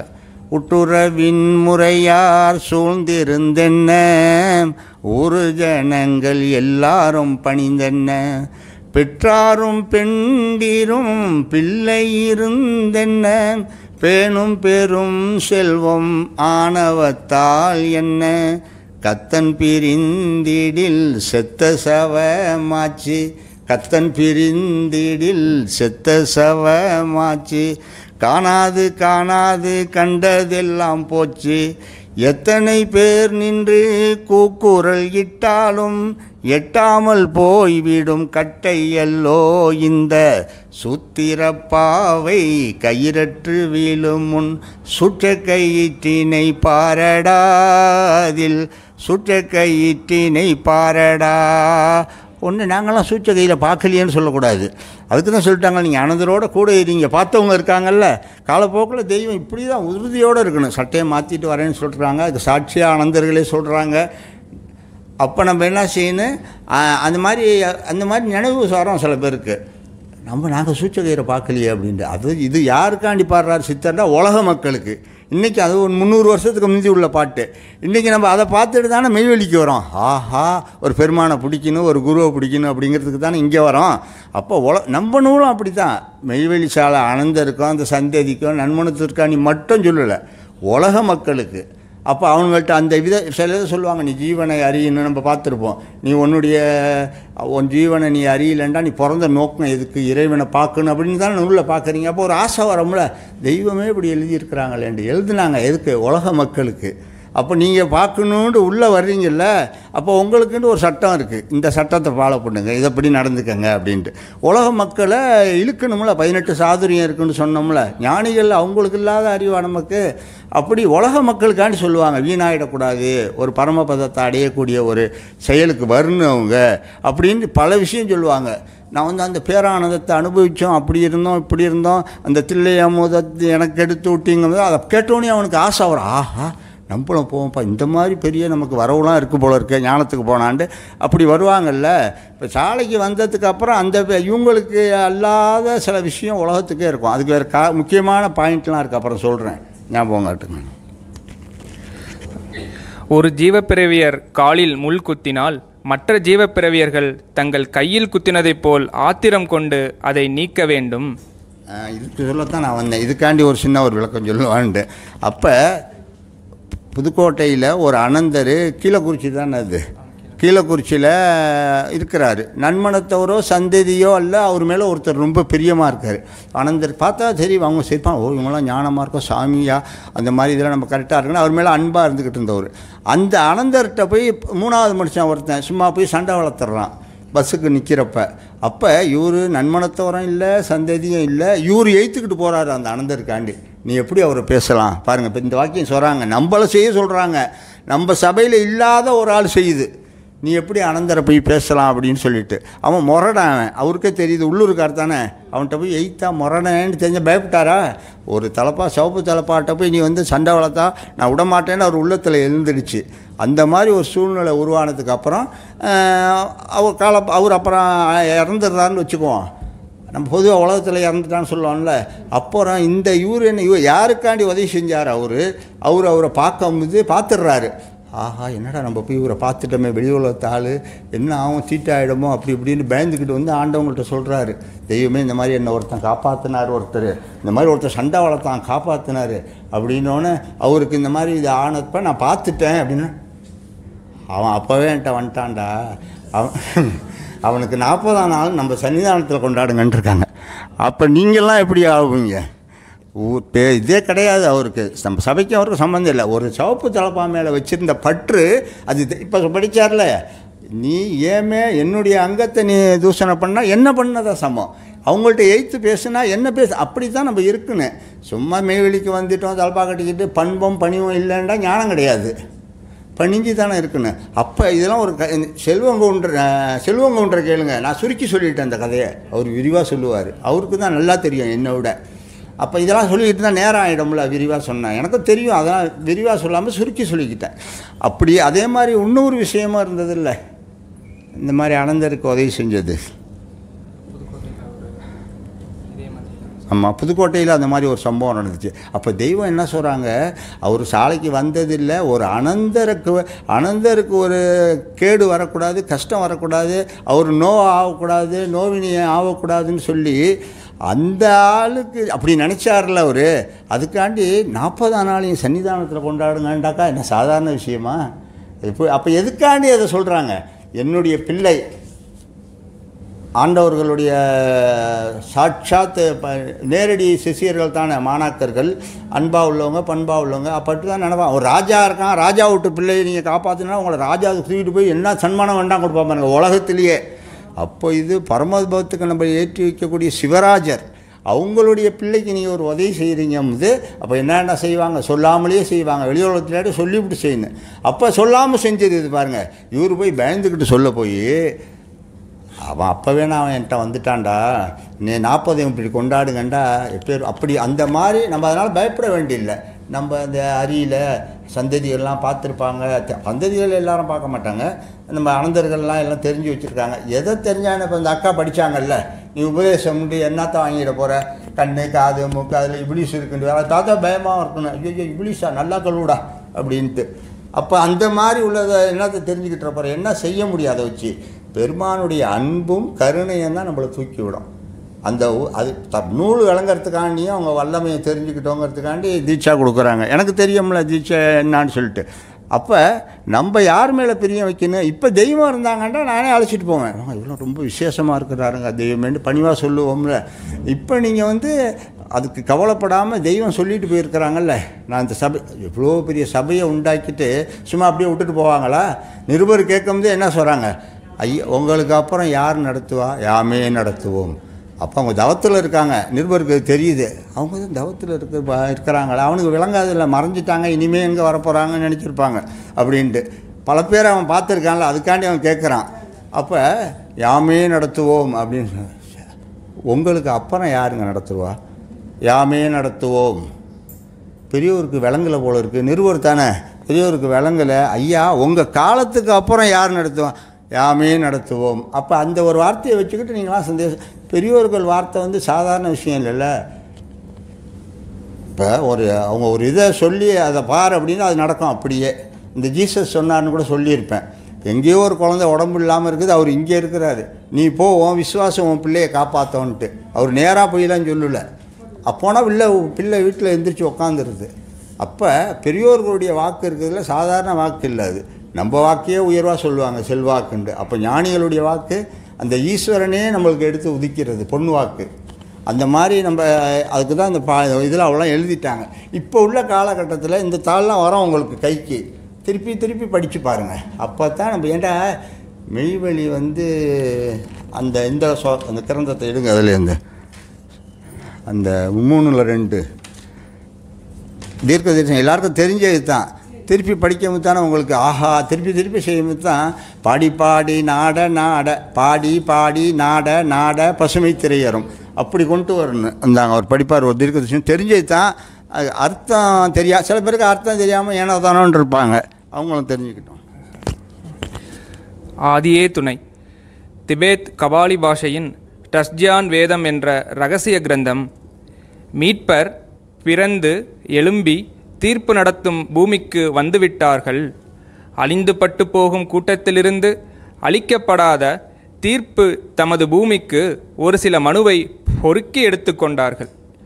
அவ்வாறு எடுத்த அதில் 3/2 பங்குக்கு மேம்பட்ட மனிதர்கள், அவ்வாறு எடுத்த அதில் மூன்றில் இரு பங்குக்கு மேம்பட்ட மனிதர்கள் சுவை, ருசி, வசதி, காமம், உலகத்தேட்டின் இச்சை இவைகள் அவர்களை லேசாக அழிவுக்கு தூக்கி கொண்டு போய் வணக்கமற்ற வெறுங்கையர்களாக ஆக்கிவிட்டது.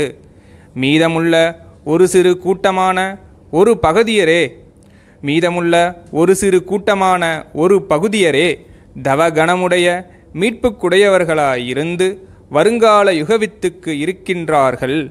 இவர்களை மனத் தூய்மையின் வணக்கத்தின் தொடர்பிடிவரி கொண்டு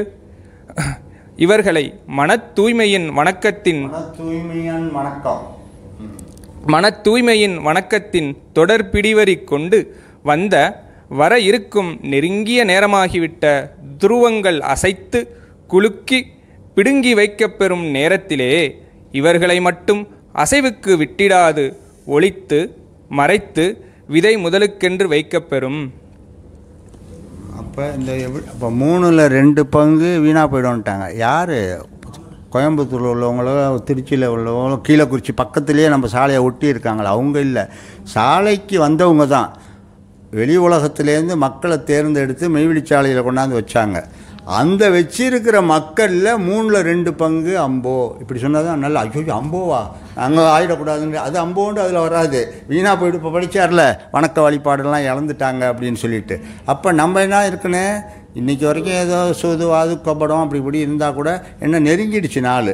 அப்போ நம்ம இன்னையிலேருந்தாவது ஒன்றுமே எதுவுமே இது பண்ணக்கூடாது, ஒருத்தருக்கு ஒருத்தரோட அன்பு பரிமாறிக்கிட்டு இருந்தால் தான் அந்த 3/1 பங்கு இருக்குல்ல அதில் நம்ம சேர்ந்துக்கணும். இல்லாட்டி 2 பங்கில் ஒரு ஆளாக போயிடக்கூடாது. நம்ம அதை வைராக்கியமாக வச்சுக்கணும். அந்த 2 பங்கில் ஒரு ஆளாக போயிடக்கூடாது. நம்ம வந்த நோக்கம் அடக்கத்துக்கு. இந்த மனசு இருக்குல்ல அப்படியே இழுத்துக்கிட்டு தான் போவோம். நல்லா பார்ப்பாங்க, வீட்டில் வேதம் படிப்பாங்க, மூடி வச்சதுக்கப்புறம் வேறு மாதிரியே ஜாலி கொடிக்கிறோம் உடனே. அப்போ பொதுவாக வெளி உலகத்து மக்களை சொல்கிறேன், நம்ம அப்போ எல்லாத்துக்கு அதை கூர்ந்து கவனித்து படித்து இப்போ உள்ள பரீட்சை நான் 1-2 நாளில் எக்ஸாம் இருக்குன்னா விளாடியோமா நல்லா படிக்கிற பையன் கூப்பிட்டா கூட போக மாட்டான். முதல் வேலை இதை படிச்சுட்டு பாஸ் பண்ணணியா இல்லாட்டி வீட்டில் அடி விழுவோம் அப்படின்னு சொல்லிட்டு படிக்கிறாங்கல்ல உளுந்து. அப்போ நம்ம எப்படி படிக்கணும், அதில் என்ன சொல்லி வச்சுருக்கோ அது இப்படி நம்ம கூர்ந்து படித்து நம்ம தப்பிச்சுக்கணும். இதைத்தான் இப்போதைக்கு சொல்லணும் எல்லாருமே. நான் அனந்தர்கள்ட்ட சொன்னேன், நீங்கள் இன்னும் இதை பற்றி சொல்லிக்கிட்டே இருக்கிறீங்க பல விஷயம், அது நம்ம மக்களுக்கே தெரியும், நூலை பார்த்து தெரிஞ்சுக்குவாங்க, படிப்பாங்க. தமிழ் தெரிஞ்சவங்களுக்கு தெரியும்ல, கொடாயதக்கூர் ஒன்றை படித்தாவே போதுமே, அங்கே உள்ள அவ்வளோ விஷயம் இருக்குது, அது நீங்களே படித்து தெரிஞ்சுக்குவாங்க. 1-2 புரியாமல் இருந்தால் அனந்தர்கள்ட்ட கேட்டுக்கலாம், இதில் இப்படி சொல்லியிருக்கு அப்படின்னு சொல்லிட்டு. அப்போ இந்த மாதிரி விஷயத்த சொல்லுங்கள், அவங்களுக்கு ஒரு உற்சாகத்தையும் ஒரு உணர்வையும் தூண்டி விட்டு இனிமேல் மெய்வெளி தாண்டா அப்படின்னு நினைக்கணும். அதுதான் பெண்டு பிள்ளை உற்றார் உறவெல்லாம் பிரயோஜனம் இல்லை, அது வேணாங்களே. அதை விட இதில் நபிகள் நாயகமே சொல்லுவாங்க, எவன் தன் மனைவி மக்கள் உற்றார் பெற்றாரை விட என் மீது பிரியம் வைக்கிறானோ அவனே மூமீன். ஹதீஸ் பார்க்கலாம். அப்போ அதே தெய்வம், அது எல்லா ஞானிகளும் ஒன்று தானே சொல்லுவாங்க, நம்மளை ஒரு இதுபடுத்துறதுக்கு சீர்படுத்துறதுக்கு. எவன் அவருடைய மனைவி மக்கள் உற்றார் சுற்றார், ஆனால் நம்ம இருப்போமா, நம்மளுக்கு அந்த பிரியப்பட்ட வெளி உலகத்தில் பார்க்குற அதில் ஒரு ஏதாவது ஒரு கஷ்டம் நஷ்டம்னா வேதத்தையே விட்டுட்டு ஓடிடுவோம். நீங்கள் ஓடுறீங்க நான் சொல்லலை, பொதுவாக பல பேர் இருப்பாங்கள்ல, அதை வந்து பார்த்துக்குவோம் அப்படின்ட்டு. அப்போ நம்மளுக்கு முழுக்க என்னைக்கு சொல்லிட்டாங்க, நபிகள் நான் சொல்கிறாங்க, பெரியவங்களும் சொல்கிறாங்கல்ல, உன்னுடைய உற்றார் உறவினர் சுத்தம் வேணாங்கள, அதை விட நீ என் மேலே பிரியம் வைக்கணும் அப்படின்னு சொல்லி. அப்படி இல்லைன்னா நீ மூமின் இல்லை, இந்த மாதிரி ஒரு விசுவாசமாக இருக்க மாட்டேன், சுத்த விசுவாசியாக இருக்க மாட்டேன்னு எல்லா கிரந்தமும் சொல்லுது. நம்ம தெய்வம் அதை விட வண்ணமாக சொல்லி வச்சுருக்குறாங்க. அதனால தான் கோடாயுதக்கூர் ஒன்றை மட்டும் திருப்பி படிச்சுக்கிட்டே போதும், தானாக அறிவு துளங்க ஆரம்பிச்சிடும், விளங்க ஆரம்பிச்சிடும். உபதேசம் வேணாம், தீட்சையும் வேணாம், அதெல்லாம் அவங்க வரப்போ கேட்டுக்கலாம். அவங்க தான் சொல்கிறாங்களே, அது வரைக்கும் சும்மா நான் வந்து பார்த்துக்கிட்டு வரேன் அப்படின்னு சொல்லிட்டு. அப்போ படிக்கிறபடி நடந்தால் தானே நம்ம தப்பிச்சுக்கலாம். ஒரு சித்தரே பாடியிருப்பார், படிக்கும்படி நடக்க படிக்காலோ வீகள் மோட்ச பதமற்று போனாலும் போகட்டும், அவர் குடிக்க கஞ்சியும் மற்று உடுத்த துணியும் மற்று குருடராய் போனாலும் போகட்டும், ஞானம் படியாரெல்லாம் என்னை பகைத்தால் பகைத்து கொண்டு சாகட்டும், என்னை அடித்தாலும் எலும்பெல்லாம் ஒடித்தாலும் அவர் கஞ்சேன், அடித்தால் அடித்து கொண்டு எப்படி சொல்கிற சித்தர், என்னை அடித்தால் அடித்து கொண்டு போகட்டும், அந்த கெடுவார்கள் என் கடை மயிர்தான், குணங்கூடி கொண்டால் என் உயிருக்கு உயிர்தான் அப்படின்னு குணங்குடி மஸ்தான் சாதிப்பார் பாடிக்கிறார். அப்போ படிக்கும்படி படிக்க, அதை முதல் வரியை பாருங்கள், புரியாமல் இருக்கும். படிக்கும்படி படிக்காத உபயோகம். நீ படிக்கிறபடி நடக்கிறதுக்கு நீ படி. எப்படி படிக்கும்படி இப்படி போயிடுறது. படிக்கும்படி நடக்கலைன்னு சொன்னால் அவருங்களாம் கொஞ்சம் சாடுறாரு. அப்படி இருக்கக்கூடாது அப்படின்னு அந்த காலத்தில் ஒரு பெரிய சித்தராக இருந்தவங்க தானே. அப்படி நம்ம நூல்லையே நம்மளும் சொல்லியிருப்பாங்கல்ல, நம்ம குருபுரானே சொல்லியிருப்பாங்க சில இடத்துலலாம். அதை மாதிரி கரெக்டாக நீ இருக்கணும்னு இந்த தாளை முடிச்சிடுவோம். அப்படி ஒரு ஜீவப்பிறவியர் காலில் முள் குத்தினால் மற்ற ஜீவப்பிறவியர்கள் தங்கள் கையில் குத்தினதைப் போல் ஆத்திரம் கொண்டு அதை நீக்க வேண்டும்.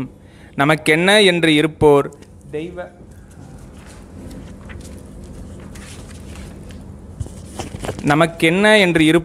தெய்வ அங்கம் அல்ல, விலகிவிட்ட அந்நியர்களே. இது நித்திய வாழ்விற்குரிய ஓர் தெய்வ குடும்பம். ஒரு தெய்வ குடும்பம். இதில் ஒட்டி இருப்பவனுக்கு என்றும் இன்பமே, எந்நாளும் துன்பமில்லை. எம் மேனியில் ஒட்டிய வஸ்திரம் கீழே விழுந்து கிடந்தால் பக்தியுடன் எடுத்து சுத்திகரித்து மடித்து கண்களில் ஒத்திக்கொண்டு வணக்கமும் மரியாதையும் செய்கிறாயே. எம்மிடம் ஒட்டி இருந்தது என்று இந்த ஜட பொருளுக்கே கௌரவமும் விசுவாசமும் காட்டும் நீ எம் உயிர் அங்கங்களாகிய உன் ஜீவ பிறவியர்களாகிய இவர்களிடம் இதைப்போல் எத்தனை மடங்கு கௌரவமும் விசுவாசமும் காட்ட வேண்டும். பொருளுக்கே இப்படி சரிய வஸ்திரம் கீழே துணி அவங்களுடைய ஒரு ஏதோ கீழே விழுந்தா அவங்க சவுக்கம்னு சொல்லியிருப்பாங்க, கர்ச்சிப்பு, அதெல்லாம் வச்சுக்கிட்டு நீ இப்போ இது பண்ணுற அவங்க உபயோகிச்சது அவங்க பாவிச்சது அப்படின்னு. அப்போ என் உயிர் பொருளான அங்கங்களுக்கு நீ செஞ்சால் என்ன உயிர், அது ஜடப்பொருள், அதை கூட இது பண்ணணுன்ற அவசியம் இல்லை. ஒரு மரியாதைக்கு அவங்க புழங்கினது நம்ம அதை பாதுகாப்பாக வச்சுக்கணும்னு நினைக்கிறோம். அது ஆனால் அவங்களுடைய அந்த அனந்தர்கள் அதை சேர்ந்தவங்க விசுவாசமாக இருக்கிறவங்ககிட்ட நீ எப்படி இருக்குன்னு, நமக்கு என்ன பொடுபோக்காக இருக்கணும்னு இருந்தால் அது மெய்க்கு உதவாதுங்கிறாங்க. எம் உயிர் அங்கங்களாகிய உன் ஜீவ பிறவியர்களாகிய இவர்களிடம் இதைப்போல் எத்தனை மடங்கு கௌரவமும் விசுவாசமும் காட்ட வேண்டும். எத்தனை கோடி மடங்கு பற்றுதலோடு பழக வேண்டும். இவர்கள் மீது வெறுப்போ சினமோ காட்டினால் எம் மீது காட்டுவதே ஆகும். அதுவே நரகம். அவர்கள் மீது வைக்கும் பிரீதி எம் பிரீதியை தரும். அதுவே சொர்க்கம் என்று நம் அனைவருடைய பங்க உடலை தங்க சொர்ண திருமேனி சொர்ண தேகமாகவே ஆக்கவே திரு அவதாரம் செய்து வந்துள்ள நம் குலதெய்வ தேவேசர் மூக்குக்கு வெளியே மூச்சோடா தவவல்லமையுடைய ஊன் உறக்கமற்ற நம் குல தெய்வம் சாலை ஆண்டவர்கள் திருவாய் மலர்ந்து அருளினார்கள். உன் ஆருயிர் சகோதரர்கள்பால் நீ அன்பு செலுத்து. அப்போதுதான் எம் அன்பு உன்னிடம் பாயும். திருவருட்குறள் 150வது வாக்கியம்.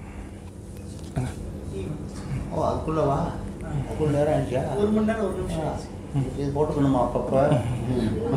சரி, ஏன்னா மக்கள் அப்போ சுறுசுறுப்பாக இருப்பாங்க. ஓகே, அவங்க என்ன சொல்கிறாங்களோ அதை கேட்பேன். நான் சொல்லுங்க, நான் என்ன பேசணும்னு நினைக்கிறீங்களோ சொல்லுங்கள். நீங்கள் என்ன அவர் பேசாமல் போயிட்டாரா, நம்ம இப்படி நினச்சி பார்த்தோமே வெளியில். நானும் இந்த என்னுடைய இதை